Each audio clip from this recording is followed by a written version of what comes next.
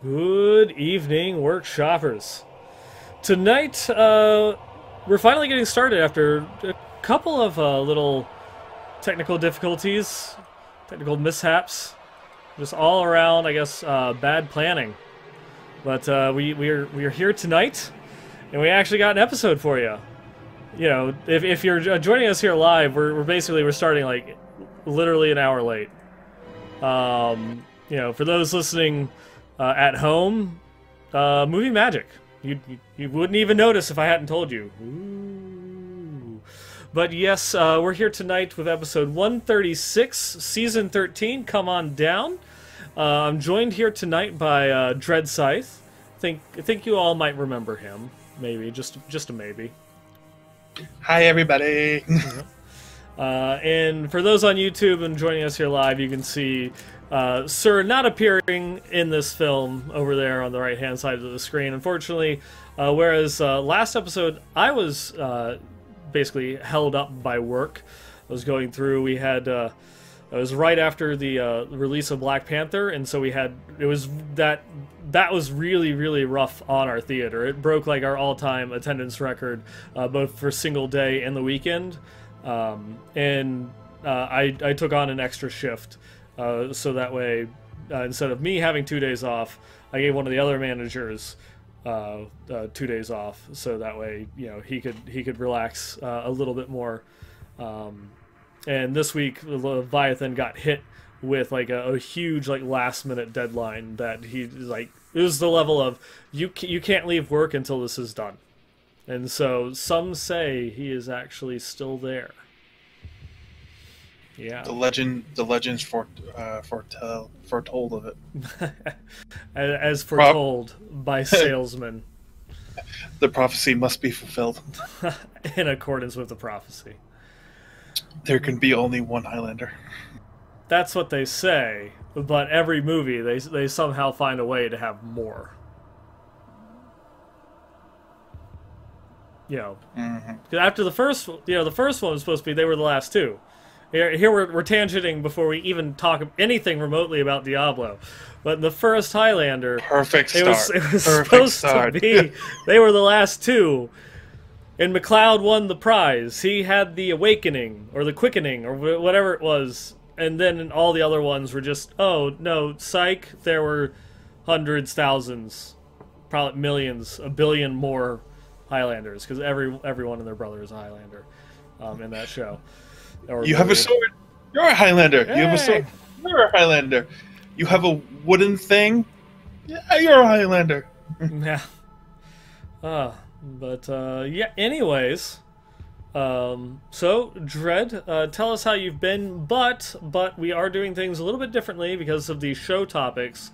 In the timing for this episode, we're gonna wait on the weeks in gaming because it's more or less just going to be recapping season 13, which we're gonna do later in the episode. And Dred is on with us tonight to go through and do kind of like his seasonal recap, to go and give us some of the lowdown numbers and figures on season 12. So we figured it'd work better just putting that off to the end. But with that, I mean, you know, it's been a while since you last on the episode. Tell us how you've been. How you been doing? Been doing good. Things have kind of, you know, stabilized a little bit, you know, because last season, yeah, that makes sense. You know, that was the last time I was on. It was actually a really good season. You know, Paragon, you know, new high GR level, gear, so on and so forth, augment levels, you know, just everything from soup to nuts. The season was probably my best season so far in almost every conceivable way. And that was possible because, you know, life had simmered down, you know, after the move. You know, this whole thing we call winter is hopefully almost over with the storm that just passed, that we were lucky we didn't get, you know, the 1.5 feet of snow they were projecting originally. We just got 3 inches. I'm going to guess that's a good thing. Yeah, because as much as a lot of snow is good, you only really get that one day off, and you still have to shovel. And being 33 now, the back doesn't quite work as well as it used to. Yeah, I do have to say I'm not familiar with this concept of snow. You'll have to explain it to me in further detail at some other point. Yeah. Well, at BlizzCon, yay! Yay! But no, everything's been pretty steady. Looking forward to doing, probably not as hard this season, but we'll save for later. And but yeah, everything's been pretty good since then. So we already kind of know how life has been for you, but why don't you tell everybody now? So how has your past couple of months been, besides a flash? I've been working. That's pretty much it. It's been a lot. Essentially just kind of like running a theater. It's fun. I really do enjoy the work, but it's a lot of blood, sweat, and tears. And then today I did have a day off, but then my buddy, he needed a day off due to some personal reasons, and so I ended up working at the hobby shop today. And that was one of the reasons why I was late. Because it was like kind of like a last minute thing. Wasn't expecting to go through and be working. He asked me like yesterday. And so probably would have made different plans, what have you. And so Steven was going and texting me, hey, I'm not going to make the show tonight. And it's like, oh shit. I was like considering, texting him and being like, I'm not sure if I can make the show tonight. But when he when he couldn't make it, I made sure that, even though here we are, we're starting an hour late, we had to have a show. We can't go through and skip a show. So, again, sorry for the delay for those joining us live, and for those that aren't joining us live, well, yeah, welcome to the episode. Yeah, it's been interesting, but thankfully I have just made time to play Diablo at least a little bit for the opening here in season 13, but we'll talk about that one later. So what's Diablo 3? I'm not sure. I'm not. It's like this new game to me. Haven't played this one before. It's been a while. But yeah, even though I know you're gonna have your piece to go through and talk about for the season 12 recap, and you have all the numbers and what have you, and later we will be talking about season 13. But I do want to take a second to go through and address one of the big topics from the past couple of weeks, and that's all these Switch rumors. And I know you do have something that you want to say. What's the Switch? I don't know. What is it? A light switch? Is it a nightlight? What is this malarkey you speak about? If you're going off of the official Diablo, or not the official Diablo Twitter, but the official Blizzard Entertainment Twitter, yeah, it's a nightlight switch. But yeah, this all started with just some random guy on Twitter that does, I guess, he was a freelance video games journalist, going through and saying, hey, I have it on good authority that Blizzard is making Diablo 3 for the Nintendo Switch. And then everyone was just like, oh, that's pretty cool. That's an interesting concept. Got picked up by a couple bigger publications. Then Blizzard drops this tweet of them going through and turning off the Diablo head nightlight on and off via the little switch on the bottom, and everyone is just like, oh my gosh, they confirmed it. Blizzard just confirmed they're actually making Diablo for the Switch, and then the very next day they're like, no. At this point, I want to scream out the old Moancore Ragnaros popping up, too soon executed, too soon. Yeah, that was I think I saw from what was it, Miak Whipple, the formerly Bashiok, was going through and tweeting, because he doesn't work at Blizzard anymore. He was going through and tweeting, it's like, I bet you, it's like, for as amazing as that tweet was, and as much just interest and views and clicks and pass through that tweet must have gotten, there now is someone on that team that is going to need every single tweet pre-approved, by PR before they do anything. So that was definitely one of those ones where it's they're just trying to engage the community, have a little bit of fun, but yeah, it got taken not out of context, 100% within context, because you're going through and tweeting something like that, like of course we're all going to assume that that's what that tweet means.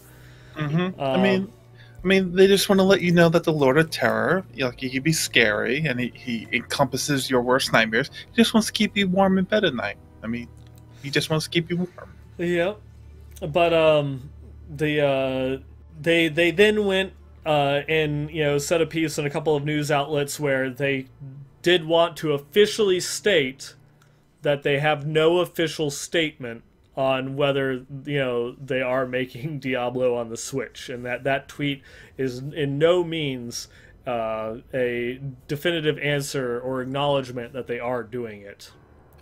That's like the reverse of what most companies do, especially Blizzard. Like, here's an announcement of an announcement. That's like the inverse. That's like the reverse announcement of a non-announcement.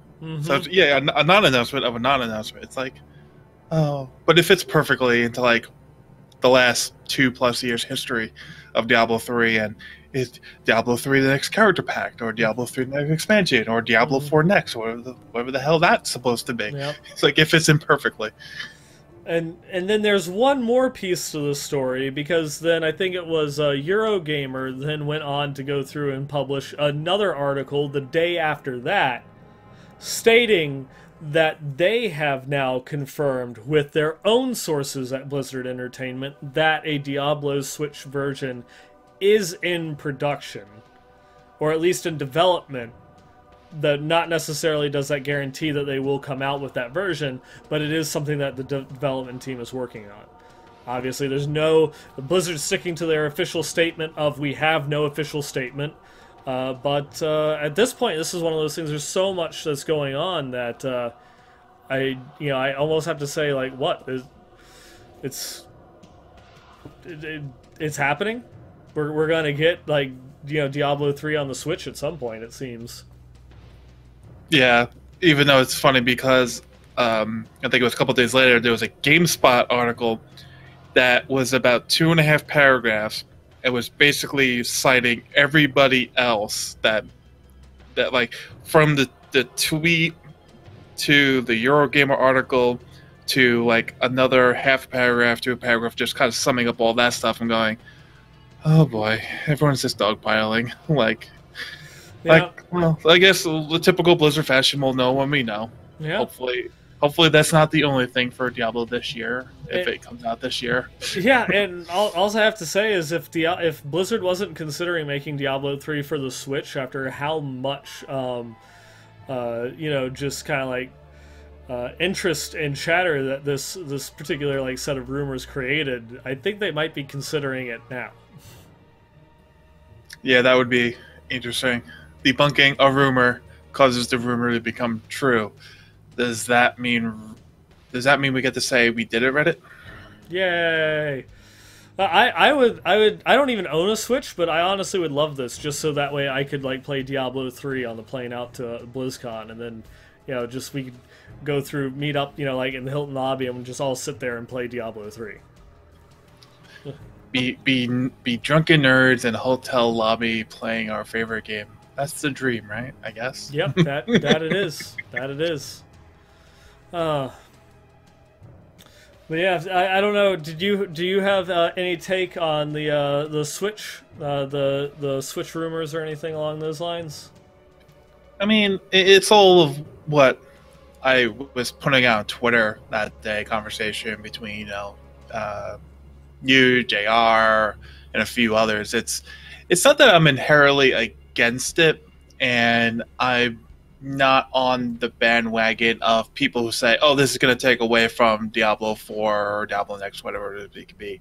Because if anything, the Diablo team was the first team to get back into console gaming, and it was...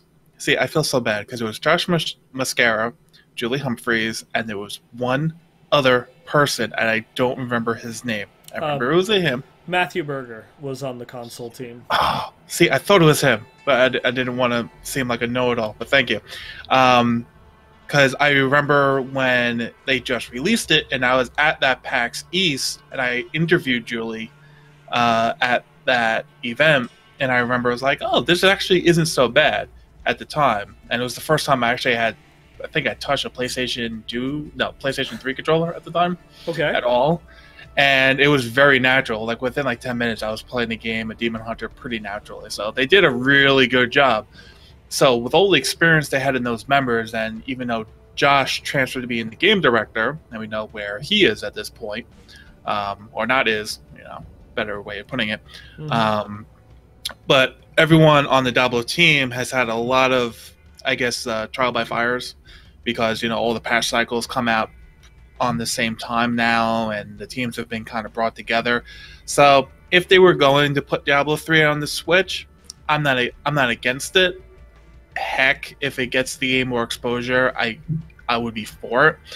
It's just when I think about it from a reasoning perspective, I guess the way I could sum it up is, it seems late in Diablo 3's arc, from when Reaper Souls came out to where we already know Diablo next. I like that term that you came up with. That's why I use it all the time. Next is supposed to be, around the corner soon. TM, trademark, whatever.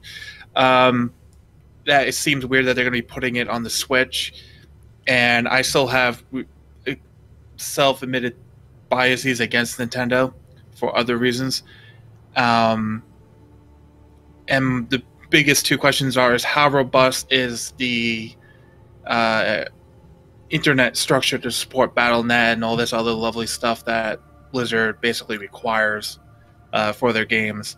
And the other thing was, how much of a market of people that buy the Switch would actually be interested in Diablo 3, not from a genre standpoint of being an action RPG, but for the type of action RPG it is, considering that most of those games are either like your Zeldas, your Fire Emblems, Final Fantasies, or the ones that come out either on the handhelds at that point. Mm-hmm. With Diablo 3 being a little to a lot different from those, how well that's going to transfer. And if this does become a thing, they have to have some kind of marketing that suggests it's worth it. I personally just don't see it, and that's just my subjective folly, because I'm not an analyst that sees this. So that's my own deal, and I'll admit to that. Yeah, and I mean, I do have to join you on that one. I really don't know anything about like the demographics or marketing for the Switch. Like I said, I don't own one. I will go in with you that I myself have my own personal biases against Nintendo. Not really that big of a Nintendo fan. The last console of theirs that I owned was the GameCube. Same here. Yeah, so I skipped a lot of the other ones, but I mean, this is one of those ones I would definitely be willing to buy a Switch, like just for Diablo 3, because there are some other titles, like I've always been a Zelda fan, and I would love to go through and get it, but it was never just like that one thing. I'm already considering buying one just for Metroid, to have a decent Metroid game again, hopefully. That's a big hope, after Other M, which we will never discuss again on this show. But yeah, I imagine there has to be some sort of need or want on the console for more mature titles. It's not exactly as if Nintendo themselves bans like mature rating, from the console. They don't make any themselves, and yeah, which is the biggest thing that hurts them per se, because if they're not willing to self-develop them, it's hard for like that one Call of Duty or that one Battlefield or that one Resident Evil to come in and open a market and have no other third party come in and make a game, and then there's a vacuum, and if the own console developer's not making any, then it's kind of like a half-hearted attempt. Yeah. But I guess to kind of like finish up my addressing of your point, I think that there could be, at least enough interest there, especially with, how much buzz was generated by like just these rumors alone. Should it actually get announced, I could definitely see a lot of people doing it. It would time well because I believe it is September is when the Switch is supposed to be launching. It's more of its dedicated online services to better compete with Xbox Live and PSN. Because right now the only type of online capability that you have is through friends codes. But if they had that dedicated service coming in for September, that could give kind of a idea of when that they could be looking to go through and launch it. It could be one of those things that maybe Blizzard was approached by Nintendo to go and be like, we're launching our online service and we'd like to go through and have you release your Diablo title because it was successful on the other consoles. We have no idea. I'm grasping at straws. I'm not an analyst, nor do I have any type of insider info on that one. But the last part would be, which was your first part, I don't think that this is taking away anything from the unannounced project or Diablo Next, just because it's different types of developers. Even though like the console team was merged with the main. They used to have like a PC team, and then that would make changes, and they would hand them over to the console team, and then the console team would make that work for the console version of the game. It's now all one team, one dream, and that they will go through and work on everything in sequence. And so we saw this in previous years' BlizzCons where they're talking about different features, like the set dungeons. The set dungeons was going to be solo. You're the only person that can go through and enter it, and if you're in a multiplayer game, they have to sit out. But then couch co-op. How do you do that with couch co-op? Your friend just has to put down the controller for a little bit while you go off and play in a set dungeon. And so that was one of the things that they made it so other people could join in on the set dungeon. In some particular instances, it makes the set dungeon trivial. But that was specifically done because of the console version. It was one of those that they were developing it as one singular title across all the platforms. But with like the Switch version, I imagine there's not going to be too many changes as far as gameplay goes. I would like to see a change in controls, or just like tightening up the gameplay itself a little bit more. Though I'm not sure how they could really leverage that on the Switch any differently than they could the PS4 or Xbox One, because targeting is still like really wonky, and we talked about that a couple episodes ago about how Wizard, like the top Wizard bill is Energy Twister because like you can't target your meteor. It drops a set distance from you, and so if the enemies are constantly running up to you, you're never going to be able to actually get it to come down on the things that you want. And so something that's a bit easier to stack up, like the Energy Twister, is more prevalent on console than it is on PC. But I would guess that whatever work that they're doing on the unannounced project wouldn't require the people that are necessary to port the code over to the Switch. Like that type of back-end coding work is probably being done more so by like the engineers than like the designers and developers, and more so that would be something that would be put on like the mid-level or the associate team, where the senior designers and developers would be working on the unannounced project. So it's not really taking anything away from Diablo Next. Yeah, that's pretty much what it is. And like I said, and you basically reiterated, even when it was separated teams, it was 3 people that converted and came up with this, and then they merged together. But now that they've had... How long has the console version been out? Like at least... first glance says like 3 years at least. It came out before Reaper of Souls. Really? Yeah. Yeah, because okay, so they have. Remember, there was the second release with the Ultimate Evil Edition that came for Reaper of Souls that then also launched the PS4 and the Xbox One titles. I want to say that might have been 2013. Yeah, like almost 4 years, especially March 25th was Reaper of Souls launch, if I remember correctly.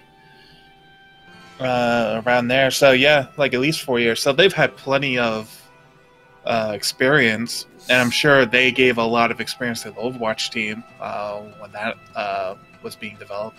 So I have faith in if they're going to do it, they're going to do it. I just hope that I think what it is like most people, that Diablo 3 for the Switch, if it's a thing, is not the only thing for Diablo this year. I think that's the crux of this whole discussion. Valid point, and I would probably want to say it might not be the only big announcement for Diablo this year, but it definitely would probably be the only big release for Diablo this year. Mm-hmm. Yeah, because I don't know how much time, or if you even wanted to get into the whole Battle for Azeroth pre-order reward conspiracy theory talk. I mean, we could without going too much into it, just so that way we can keep moving on the topics. That the Battle for Azeroth. I think that we might have touched on this one already. That just there's no Diablo pre-order bonus for Battle of Azeroth. You get something for Hearthstone, for Heroes, Overwatch. And was there something for StarCraft 2? Portrait? Probably portraits or anything like that. But absolutely nothing for Diablo 3. Yeah, and I kind of brought it up to kind of bring up kind of like a 3-part mini conspiracy. Since there's nothing announced, people are taking it either A, there's nothing for Diablo 3 from the expansion, or B, option B, is that they haven't announced anything because they can't announce what it's tied to. And if they can't announce what it's tied to, therefore it's a character pack or an expansion or the next Diablo, which is all fun and dandy. And if we put on our tinfoil hats, I don't have any aluminum foil around me, we basically have our deadline for when, more or less, 95% of when we know what we'll know when we know it. Because Battle for Azeroth will come out on or before September 21st. The last major convention before that release date, which is mid-August, I think it's August 15th, is Gamescom. Yeah. And we've already had a previous expansion announcement for Diablo at Gamescom, so tinfoil away from there. Can I be Debbie Downer? Oh, you so can be a Debbie Downer. All right, yeah, they're not going to release any pre-order or cross-promotional bonuses for a game that won't be out when it launches. Aha! Yeah, the plot thickens. Yeah, so that's one of those ones where it's like there's no way that Diablo Next is going to beat Battle for Azeroth to release, and so there's the Battle for Azeroth won't have a pre-order bonus for a game that's not out yet. Crushing the hopes and dreams of a generation out there. I know, but when you're right, you're right. Yeah, I mean that's just one of those things that we can see, in a lot of the other titles, that have come out where they just lack anything. Like what was it? Mista Pandaria, didn't have anything for Diablo 3, and their releases weren't too far apart. I think it was MOP that had come out right before. Oh yeah, that wasn't during the whole weird thing they did where if you signed a full 1-year subscription with WoW, you got Diablo 3 for free. They were trying they were really hard cross marketing at that time. Yeah. I guess it was Mista Pandaria did come out after Diablo 3, but I'm trying to remember, was there a there was the banner. It had the banner. But then it was prior to that, Cataclysm had nothing. Even though Diablo had been announced and was being shown off, all this stuff. But when Cataclysm, came out, it had nothing. Had nothing for Diablo 3 in it. Mm-hmm. But and of course, in the strange take of everything, right now they're celebrating the 20th anniversary of StarCraft. Exactly. And we got a pet. So, give or take of that what you will. I have no idea. But they obviously they're still doing some work, because we got a new battlecruiser pet for Diablo 3, and all you have to do is just log into the game. So if you're still listening to this podcast and don't really play Diablo 3 all that much, which we actually do have a couple of people, they've moved on. They're playing like Grim Dawn or Path of Exile, or they're just they're playing Legion, waiting for Battle of Azeroth, and they only maybe come around for like the seasons or what have you. If you log in after March 6th until I believe the end of the month, the 31st, just for logging into Diablo, you get a new battlecruiser pet to commemorate the StarCraft 2 anniversary. You also get special bonuses for pretty much every other Blizzard game out there, though they're varying for their times. Some of them, I think you'll have to wait all the way until like March 21st to log into to get all the full range of bonuses across all the titles. But I don't remember all the specifics for that one, and well, we're a Diablo podcast, not a StarCraft podcast. I'm sorry. Not sorry, but we know if you log in from now until the end of March, you can get yourself a StarCraft pet in Diablo. We got that one on lock. Yeah, with a redhead stepchild in the corner, we don't know that much. But with that, I'm not sure if there's, besides the season 12 wrap up and season 13, was there really anything else going on in the community to discuss so much?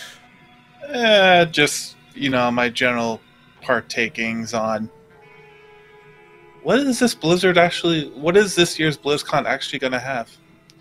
Yeah. And remember, it's never too early to start talking about BlizzCon. It's never too early to start talking about BlizzCon, but I think we might want to save that one for another episode.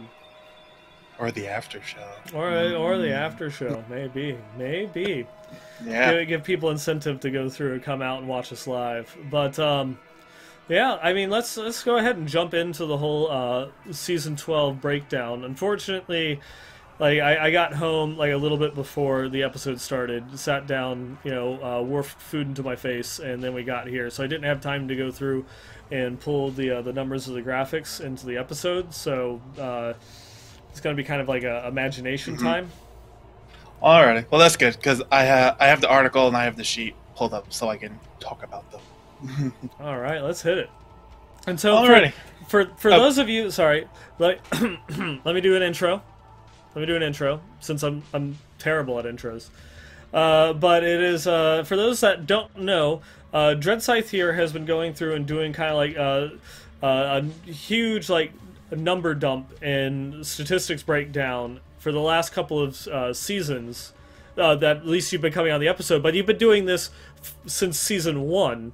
And going through and kind of like collecting and aggregating data to kind of give everyone kind of like a retrospective or an idea of the performance of how all the classes do from season to season. And you're taking kind of like an averaged information, or you're like averaging the data, right? Yeah, that's how it's working pretty much. Mm-hmm. All right, and so... Without further ado, let's jump into it. Alrighty. So, actually, hold on one sec. Haha. I'm a mod, so I can do that. I actually linked a direct link to the article, so everyone can kind of follow along at home. But essentially, this season, now, everyone remembers what happened last season. The Necromancer reigned supreme. We were just wondering how high it was going to go as far as its GR clears. And then towards the tail end, I want to say the last month, like rat runs were developed. And then were refined. It may have actually been the season 11, actually, now I'm thinking about it. But regardless of the fact, last season was... What basically boiled down to how high was the Necro going to be and how badly did the other classes fare. So, needless to say, last season was terrible for most of the other classes compared to the Necro. So that's why we got our giant class rebalancing for season 12. Now, season 12, going through, I was actually really pleasantly surprised. I mean, it's like these developers know what they're doing. to a certain degree. I mean, it's up us, the players. We determine the final outcome, and we usually go way above and beyond what the developers usually think that can happen, but they have to plan for it enough that it doesn't become an outliner. So, as I put in the article, main concerns for Season 12 were basically how did all 6 classes come up to meet the Necromancer at the same time? Did the Necromancer go down too far? And did the overall data, the GR averages for each class, did they tighten up? And what I mean by tighten up is, say in a season, Necromancer's GR average over the top 1,000 clears was, say, a GR 30. And the lowest was, say, Barb. Sorry, I'm picking on Barbs. Was a 10. So 30 minus 10 is a 20 GR average difference. The next season, it's, say, 25 at the top and 20 at the bottom. So that's a 5 GR average clears. That means all the classes fit within that 5 GR average clear, which means all the classes are much more close together as far as power level are concerned, and you don't have to be as nitpicky with your pushing class. Like, you don't have to do your rat runs. You could actually go do your Crusader straight out, or do your Barbarian or Demon Hunter. You don't have to worry about having this class for your key farming, this class for your Paragons, and this class for your actual pushing. So this season, the developers did a really good job. The softcore Season 12 GR difference, it was 9.12 GR average difference compared to 21.64 from last. So that's more than a 50% drop. And for hardcore, it was 13.39 average difference for Season 12 versus 17.51 in Season 11. So that's like a just under 25% drop, which is a good. That means everything that we saw bears out in the numbers. Mm-hmm. It's not like there's outliners or where we have to go in. And just in case anyone can't follow, doesn't see who actually had the top average clear for softcore and hardcore, Crusader came back for softcore just barely, but it beat out the Necromancer and some of the other classes by some regards by only 1 GR level after the averaging. And for hardcore, the Demon Hunter came back with a vengeance after losing out, after getting its turkey the 3 seasons prior to Season 11, that is. Mm-hmm. And now it has its spot. So basically, what's interesting? Go ahead. Yeah, what's interesting about that data point, and that we talked about in some of these previous seasonal wrap-up episodes, is that the Demon Hunter has been kind of like the top hardcore class averaged across those top spots, but until the Necromancer came out. But they've since reclaimed it. But even though the Demon Hunter didn't have like the top solo clear compared to, say, like the Wizard, or that there just, it kind of seems as if there's so many people that like play the Demon Hunter, or at least enough like skilled people play the Demon Hunter, that it's top. You said you did like the top 1,000 rankings. Mm-hmm. Yeah, it's the top 1,000 rankings were just tighter, and so that they got themselves to a much higher position than other classes that had cleared, say 4, 5, 10 levels higher than the Demon Hunter had in previous seasons. Mm-hmm. Yeah, and so the reason why, and that actually kind of segues perfectly, because we have to mention a segue even if it's perfect, into the reason why I think I started coming on the show around Season 8 to do this. To give these numbers, see if the numbers correlate or differ from what we know in the game or what we at least perceive in the game, because there's a lot of knowledge that you have to take in reading these numbers. You have to understand which classes are the popular ones of the month, which ones aren't, what's the 4-player meta like, what's the 4-player speed meta like, what's the individual speed meta, uh, what classes are good in the 4-player meta, but up until last season or a season or two weren't good pushing individually, like a pull barb, a monk, and a witch doctor were all good for the 4-player meta, but they weren't good for pushing solo per se. So when the necromancer came in, not only was it awesome for the 4-player meta, whether it was the RGK, Rift Guardian Killer for those who don't know what that term means, or was great individually with his Pestilence build. And so it was, or whether you just built a support necro or a damage necro for the rat runs, it had the holy trifecta. It was good in pushing like Paragon runs, it was good in the 4-player pushing, and it was actually really good solo. It had the best of everything, which is the reason why it basically creamed everybody in Season 11.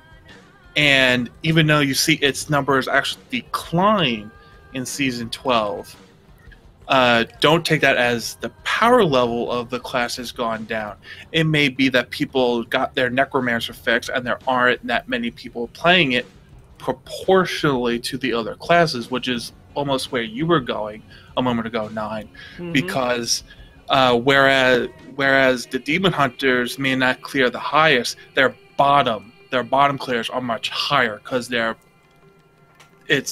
bottoms are higher because it's a much easier threshold for anyone to get to. Yep. Like in Pale, you get the 6-piece shadows, you get a decent Ancient Carlies and a decent Holy Point, and you're golden for at least a 75. You get good Ancient Gear, and you get a good Carlies or Ancient Primal Carlies and a good Holy, and you get all the good surrounding pieces. You can crank up to a 99 with no thought, really. Yeah. So that's why I'm always hesitant on releasing these numbers, but I decided to, because A, it usually mirrors what we get in game, and B, I haven't seen anyone taking these numbers and totally take them totally out of context. But you always have to keep a lot of back knowledge in. Mm-hmm. And I put the hardcore seasonal graph up there. So you can go in hardcore. Yep. So that way you can go through and kind of get more of a visual representation of what it is that we're talking about. But yeah, so it's like, even though like the necromancer, like it's like, you know, the necromancer in season 11, of course, was like the tippy top, but its highest clear, you know, was over, even in hardcore, was, you know, like, well, it was, I think, like 113 was the highest hardcore clear for a necromancer in season 11. I would have to know, but I wouldn't doubt that is probably what is. Yeah, because softcore was a little bit higher than that, but you know, it dropped off. But like you said, I think that has a lot to do with just the popularity of the class waning a little bit. Everyone else got a whole bunch of changes, and also that top tier necromancer clearing one is that's a rough build to play on hardcore. You know, not even just like the Bloodlancer with last season, season 12, you also had like the Pestilence version that you could go and play instead of only having to use the Tragols. But even that is super squishy comparatively. Like you're hanging on, you know, by a thread the entire time that you're playing. That's the Necromancer in general. Yeah, whereas all the other classes got all these nice big boosts in damage, or boosts in both damage and survivability, that then lifted them up. And from a hardcore perspective, you want to play something that you're not going to lose, so to speak. But when we go through and we flip back over to the softcore side of it, you can see that everyone got lifted. You know, some a lot more than others, but like even the Necromancer was going through and raising their average clears as well, from season to season.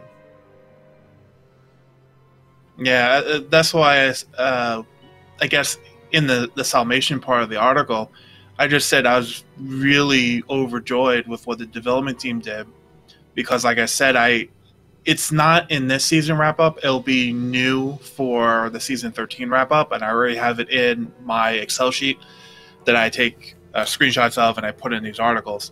I went back and I made another graph that actually measures the top clear versus the lowest clear average wise, and then assigns a number. And you want that number to be as small as possible because that means the classes are as close as possible together as far as the clears, which means they should be on equal power footings. And on hardcore, from season 11, season 12, it went back to where it was in season 10. But for softcore, it was like stupid. Like it was like a mountain out of nowhere. It was a complete outliner of season 11. But for season 12, it went back to almost like season 7, 8 levels, which was the only other time we had 2 seasons in a row with a very little or no patch changes. So if they can do that much change, and hopefully some of the other classes come back up, and there's a little bit more balancing, I mean, who knows, at least on the softcore side, when I do the next season 13 numbers, it may get back balance-wise to like season 5 or 4 numbers, which is insane because that's when we didn't have almost any of this power stuff.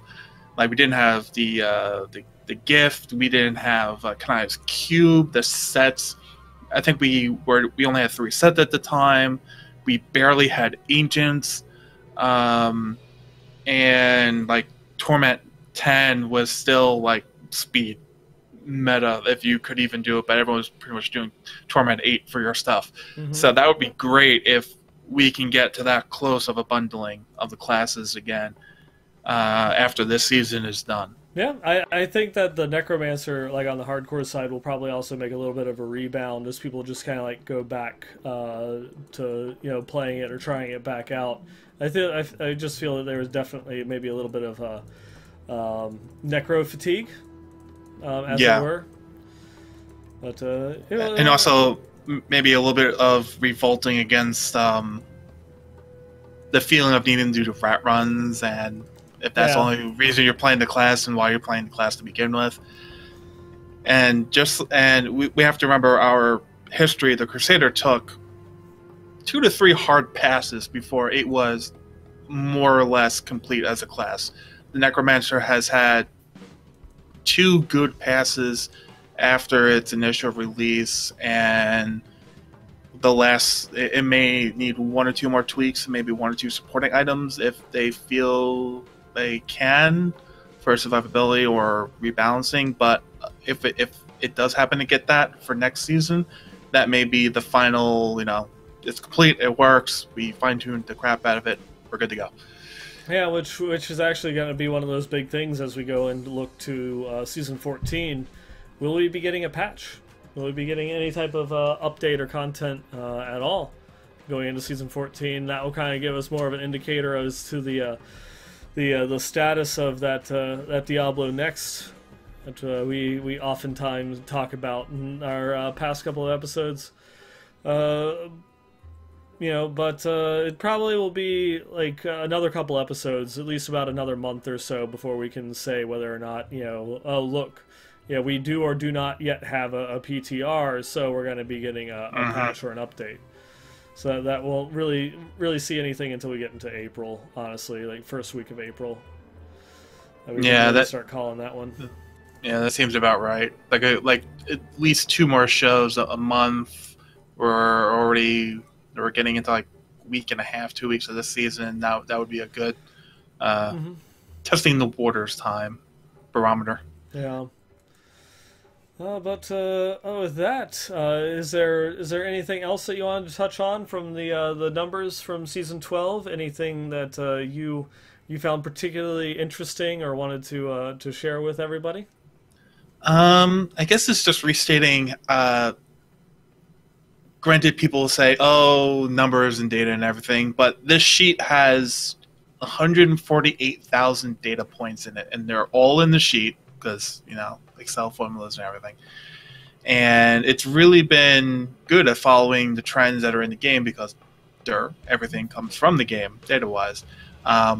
Again, just restating how good last season was and how, like, when you really look at the numbers in that top chart, how, like, one class will be 105, one class will be 104, another one will be 103, another one will be 102. It's like, to take 1,000 numbers and to have one class be one away from another, even to be 2 or 3 away from another on the hardcore side, I think it was. I think it's a really good achievement and really shows that it was 2.6.1 was definitely a big patch and it had a lot of changes, but they did really well with it. Kudos to the developers on doing their shit and doing it good. So that's all I can say. Yeah. Well, and I guess with that, we can go through and just kind of like hop in. I know you're going to have a lot more to talk about for season 13 than I did. So I'll go ahead and kind of like start us off. For kind of like how season 13 has been treating everybody so far. I know once Leviathan goes through and comes back on the episode, he's going to have a lot to talk about for his solo self-found league. I can say that in one try eventually, I promise. Which has actually been a lot of fun to go through and watch. That will be one of those times where I'll be sitting at my computer after I get home, like late at night, like 2 a.m. I'm just going through and checking on how like the day went on the interwebs, and then all of a sudden I am just barraged with a million updates from Discord, because some people were going through and posting new standings for the league, and so the bot was like updating everything and just going crazy with the notifications. But I guess I am inadvertently, although I'm not officially competing in the solo self-found league, I kind of am, because I've played all of season 13 so far, like all handful of hours solo at the moment. Though I did I think I broke my solo leveling record. Did you? Yeah, because I managed to hit 1 to 70 in like 3 hours and 12 minutes, which was really fast for me. But that's just one of those ones, like, with how much power is baked into the necromancer's items instead of into the class skills. It's more in the items that you find just like a couple of those like skill defining items, and that's it. You're done. You're set. In the mid-20s, I found a shadow hook. And then so, because of the huge damage bonus that you're getting for having the max essence, I just immediately kicked it up to master. I'm still one-shotting everything. I then find a Corpse Whisper Pauldron at around, I think, level 37. And then I kicked it up to Torment 1. And so from 37 to 70, I solo leveled in Torment 1. With no Uber gear or anything like that. Just going and leveling and running rifts. And it was fun.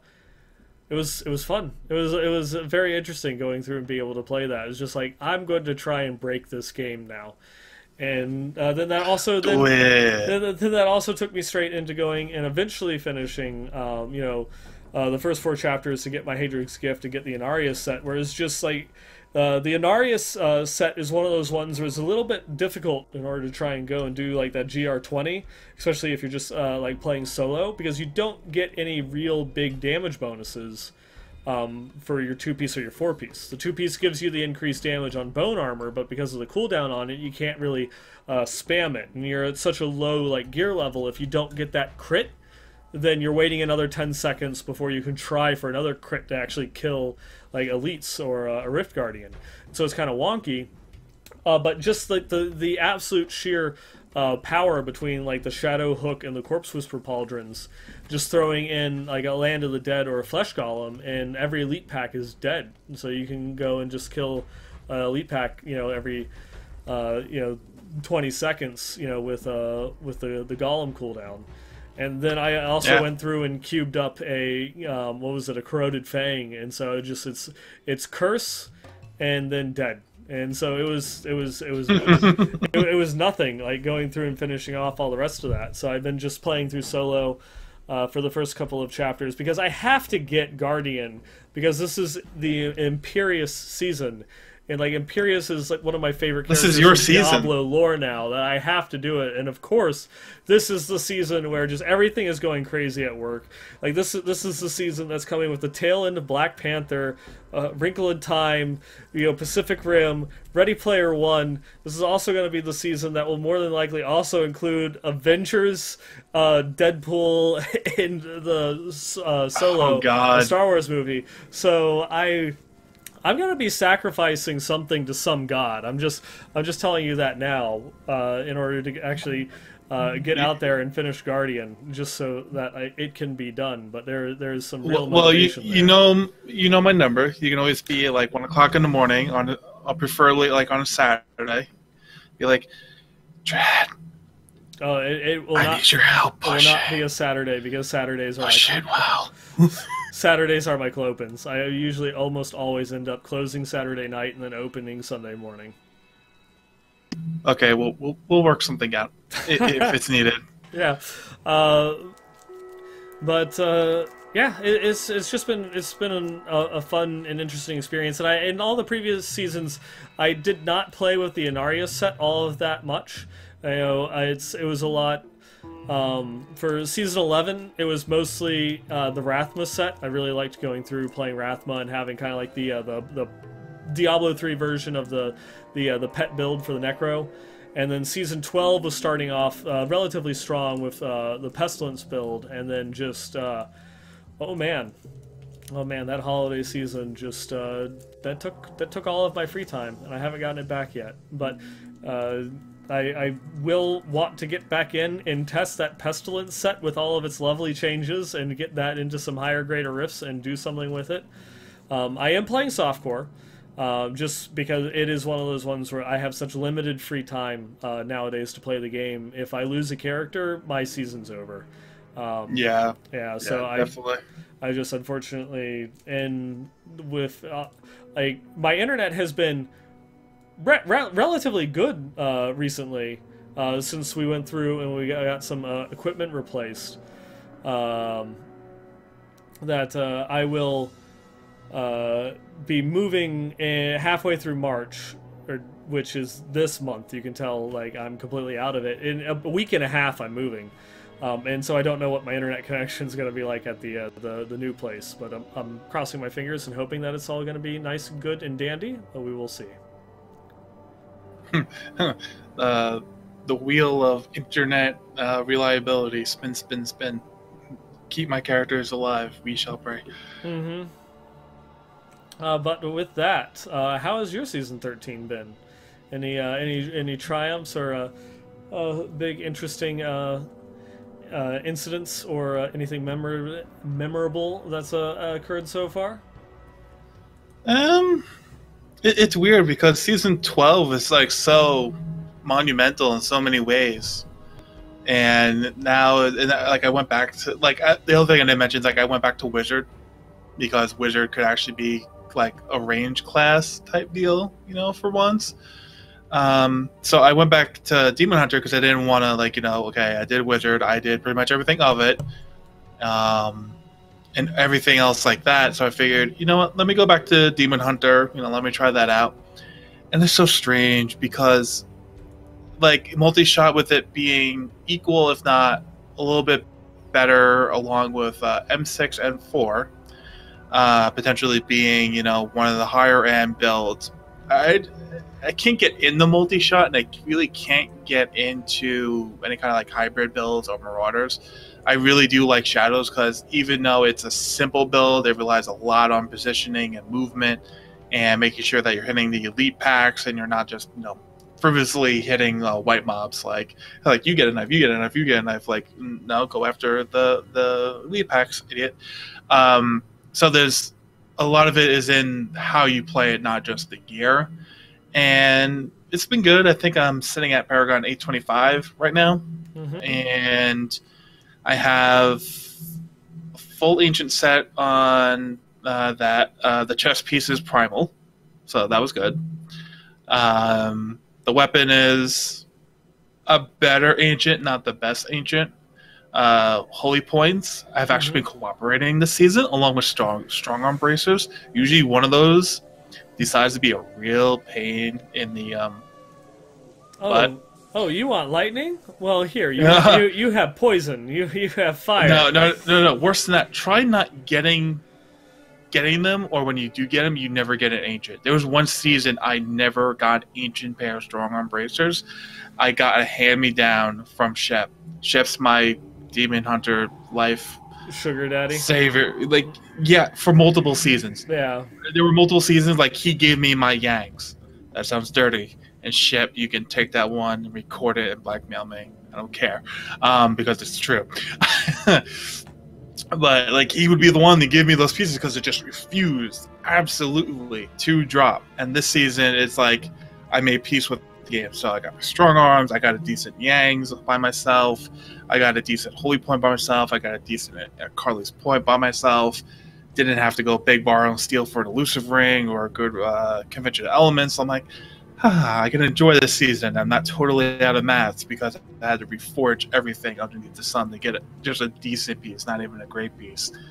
I think one thing of note is that for the exception of the primal Chain of Shadows belt I got, and I think it was karmatically ironic in a way, because I was watching the Leviathan streaming. He got his primal ancient Chain of Shadows belt, and I looked at him, even though I was looking at the stream on my other monitor, with such like envious disgust and yet admiration that he got one. And then a half an hour later, I got mine. So the game was like, okay, fine, here's a bone. Yeah. And it wasn't terrible. So it's like, okay, thank you, Gabe. Thank you. I will be more courteous to people when they get their good items. I will not bash them mentally for getting those good items. But besides that one item, the season has been the season of Primal Chest. That's the slot that they're all dropping for Rania. Yes, first one was a Tyrael's Might, and then it was a chainmail, or chainmail, whatever it's supposed to be. Yeah. And then it was a, I want to say Cindercoat. No, not a Cindercoat. It was an Aquila. Okay. I was about to say Cindercoat. That's an amazing Demon Hunter chess piece there, 10 seasons ago. Yeah. So it was the Aquila. Okay. And then I got the Shadows. Sorry, Chain of Shadows. Sorry, can I interrupt you for 1 second? Sure. On the pre-show, we were going through and talking about just strange things like songs or lyrics getting stuck in your head, like oldies but goodies or whatever. And then now I'm just going through and you mentioning Cindercoat.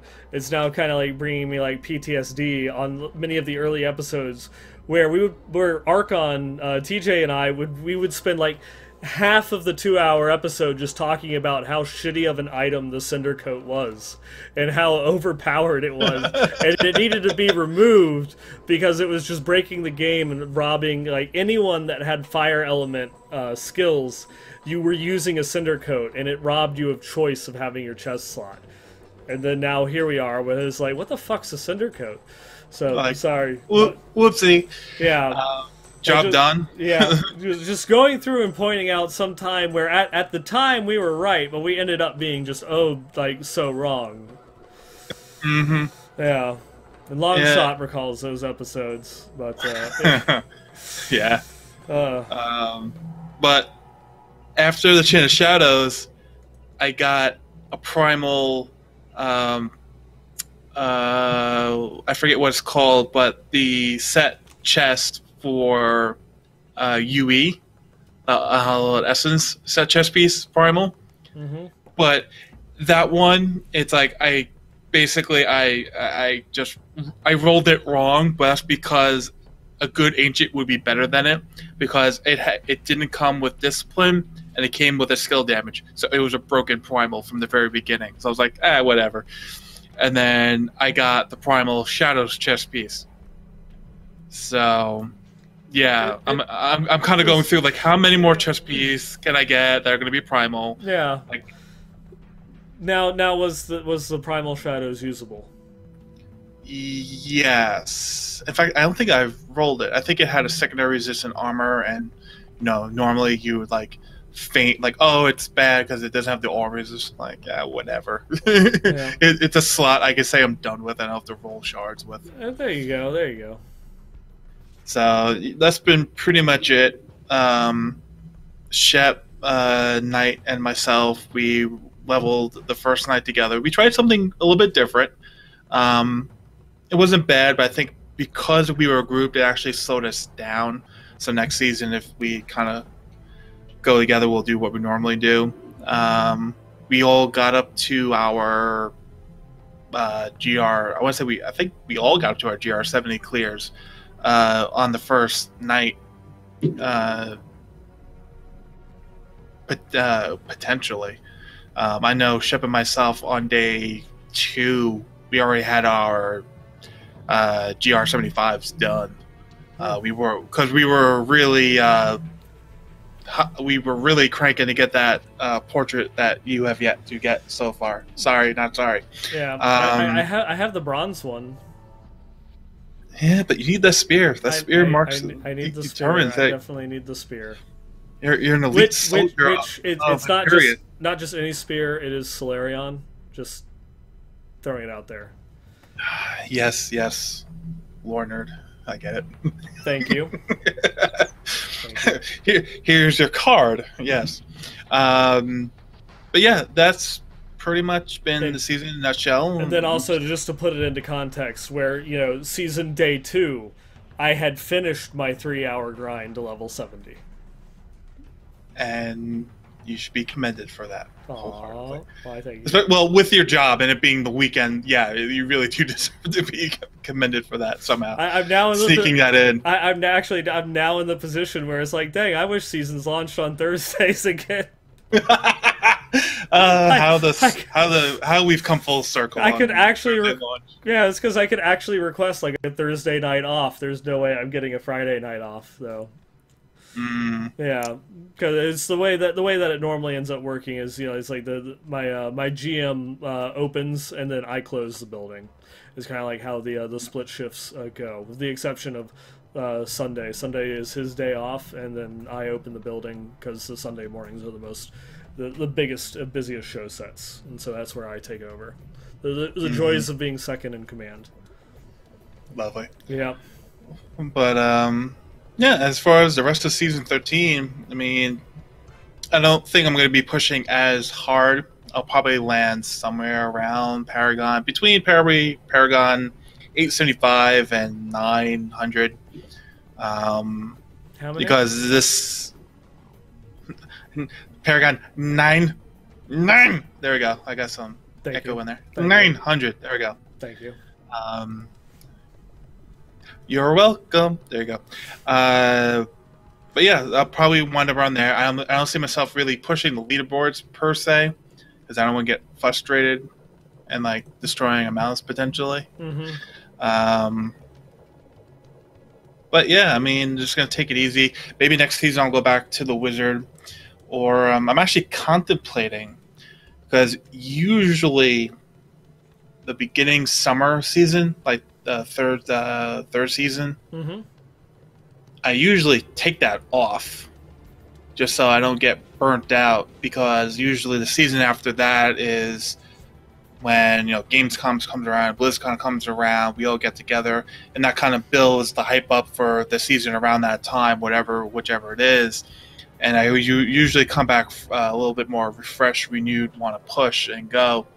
But I actually didn't do that last year. I pushed through, so I'm making for a little bit of a break, being able to do a couple of other things, and there's projects that need to be done as well, because you're a homeowner now, you have to take care of this shit. Yeah.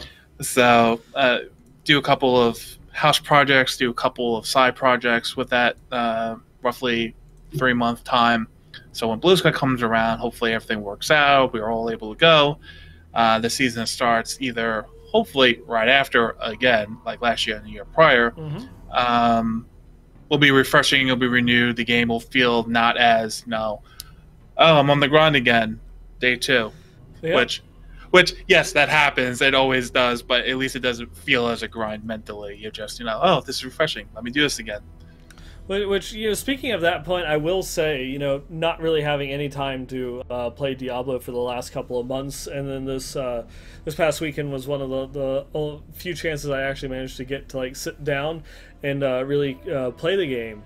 That it was refreshing. It was nice after not playing the game for a while, sitting down playing it and just remembering like just how smooth the gameplay is, and then just like the graphics themselves, for as aged as they are, still hold up really well. Like the scenery, the level of detail that has gone into just like going through and crafting.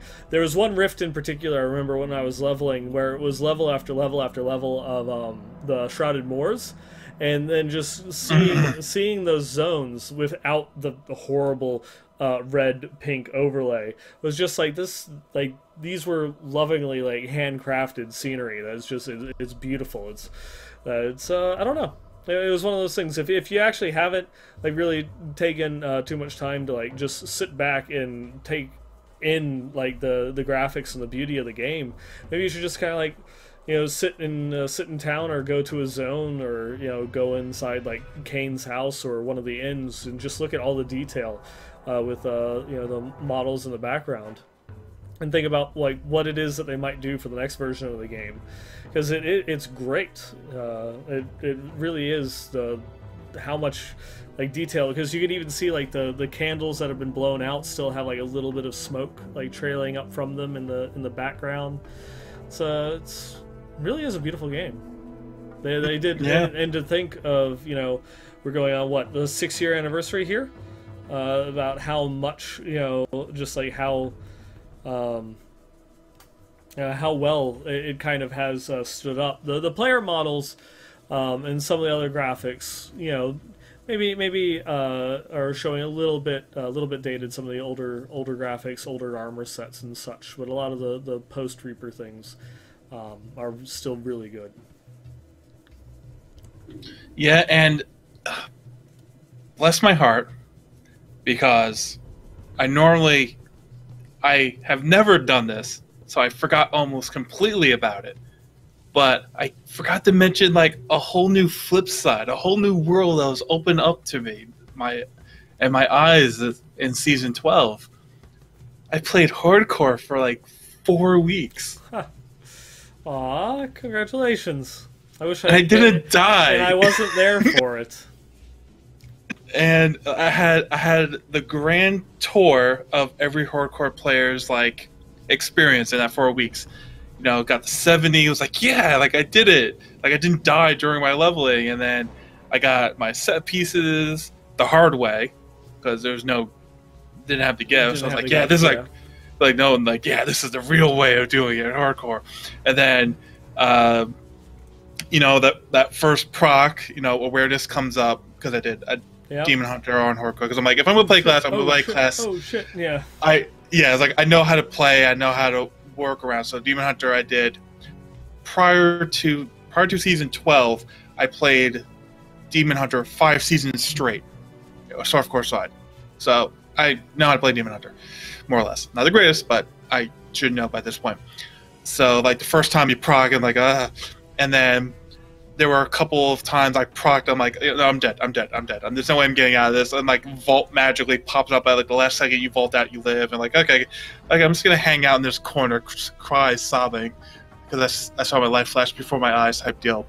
There was actually one specific proc that I'm like instantly like if you could imagine like me like this in like bullet time Matrix style, seeing myself a Waller affix popped, and then monsters were dying and they were molten, and I'm like that moment of like you before you die, and I'm having like weird memories of when Levi said, I don't know if it was the first time his characters died, but like he remembers when his Crusader was locked behind a waller and he mistakenly killed the mobs and he couldn't get out, and that's what killed his character. And I'm like, oh no, oh no, oh no, oh no, oh no. They're like, no, don't kill them up, don't kill them up, don't kill them up. So I procced on the first mob molten, and then I was able to like get all my defensive buffs up, wait for the wall to come down, get out of it, then kill the mobs. So, Levi, you're a lifesaver, even if your Crusader did die for the cause. The information was the information was passed on. Yes, in true Crusader form, even if I didn't play a Crusader. From the master down to the apprentice. Yeah, I could have used a shield, but no.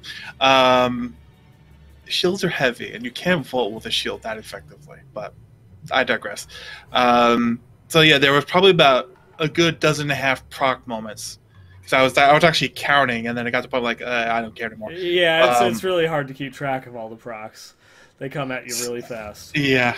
So, long shot, to answer your question, it was group in the beginning with Shep, and then I had enough courage and I had enough gear to do some solo stuff. And I think towards the tail end, I did have one disconnect where I was like, oh, my character's dead, like everyone else happens. But like, nope. The RNG favored me that time. My character was still alive somehow, some way. But besides all of that, I think I got to Paragon 623. So I got pretty high for like 4 weeks. First time playing hardcore and all that kind of fun stuff. And towards the tail end, I think I began to feel what yourself, and even more so, I would think Leviathan, just from sheer play time recently. Eventually, you just get comfortable with the idea of, you know what damage you can take, you know what damage you can't take, and you just are at terms with, I'm doing this, I can do it, but if the things line up, I'm gonna die, and you just kind of accept that. So currently, my Demon Hunter's still alive. She's retired in the Solar Cafe, reminiscing of the war stories near the fireplace, and that's where she's gonna be for now. At least for now. Maybe one day. Maybe. Yeah. It may happen this season again, just to do something different. Break up the monotony. Yeah, because that's what it was last season. It was like literally Shep went over the hardcore. I'm like, let's try this thing out for real. and did it. So it may happen this season again. Who knows? But yeah. So that's it for the true season 12 experience that I had. But with that, we don't have too much more to go through and talk about. There's of course still like that whole ongoing thing. Our bot's dead. I haven't seen. They released the patch recently, like the little minor patch recently that changed fundamentally how Diablo itself functions. And so it killed all bots and Turbo HUD and stuff like that from functioning at all. I don't know if they've subsequently updated their system with which to counteract the Blizzard safeguards to get around it. But at least we had a couple weeks bot free. We might still be bot free. I'm not sure. And Dred is apparently having some audio difficulties right now. Not sure if he can hear me. I can't hear you. You there? Yes? Shake your head if you can hear me. No, nothing. Okay. But this is pretty much as good of a spot with which to go through and end as any. Much like Leviathan kind of saved some of the viewer feedback for next week. Unfortunately, I think we're going to be doing that again here this week, just because it is pretty late, for the show at the moment, just because we got so much of a late start. There he went. We'll see if he goes through and manages to get back on there. There we go. Oh, he's back. I was just going through and beginning to start the outro. Perfect timing for Yep. for it to fail. Yes, because all of a sudden I was going like, I don't hear Nine anymore. I don't. Yep. I know his voice. Yep. No clip of Leviathan dancing. No. At least not yet. We'll wait till he's actually on the episode, so that way we get his reaction of him dancing. Pikachu, Yep. Pikachu. Sorry, I had to. But with that, if you have any items of the week or any of your own feedback for the show or any tales that you want to go through, we'd love to hear how your season 13 is going so far. So drop us a line over at Westmarch Workshop at blizzpro.com. We're also on Twitter at the WM Workshop. We live stream here every other Wednesday night at twitch.tv/blizzpro at 6 p.m. Pacific. 9 p.m. Eastern, 6 p.m. Pacific. Though, of course, maybe there might be some unexpected delays that cause us, but we will pretty much almost guaranteed have like an episode every 2 weeks there. If you like what we do, feel free to go ahead and click that follow button, get notified when we go live. We do also have a lot of other Blizzard-related shows over here on the Blizz Pro channel. We have Monday nights is the Well Met, our Hearthstone podcast, and then we also have now Tuesday and Wednesday nights is the kind of like the Blizz Pro party crew that they go and play a whole bunch of like random Blizzard games. They've actually been playing some Diablo 3 recently on their. They're going through just a bunch of the Heroes Power Hour guys that are still going together and wanting to do some community related content. After the Heroes podcast kind of shut down. But go through, check it out. We've also got pretty much all the topics that we talked about here on the episode and more at diablo.blizzpro.com. You can find some of my thoughts on the Diablo Switch and some of the things that I would like to see on my article over on diablofans.com. And you can even find the show in-game. We are the Blizz Pro clan. And if you don't want to leave your current clan, you can also go through and hit us up at the Westmarch Workshop community. You can also find us on Discord. We're discord.gg/BlizzPro. And you can find all of us, including he who is not here tonight, on Twitter. I am at Neinball Gamer. Dredscythe here is at Dredscythe. That is DREDSYTHE. And then, of course, Leviathan is Leviathan D3. You can also find Leviathan on Twitch at twitch.tv/Leviathan111. And maybe next season I'll stream, but this one isn't looking so good. You can also find me at twitch.tv/Neinball. And what about yourself, Mr. Dredscythe? Do you have anywhere else that the internet can find you? No. Dredscythe on Twitter is pretty much the one-stop shop to get me for now, and keeping it simple. Yeah, and with that, we're gonna go through and call it an episode there. Cut, wrap. Let's go ahead and send that thing over to processing, where it's gonna take me a week in order to actually get it edited and up. But at least these shorter episodes are quicker. Do you have any smart, snarky comments before the episode's over? It's the end of the world as we know it. Okay, I'll take that.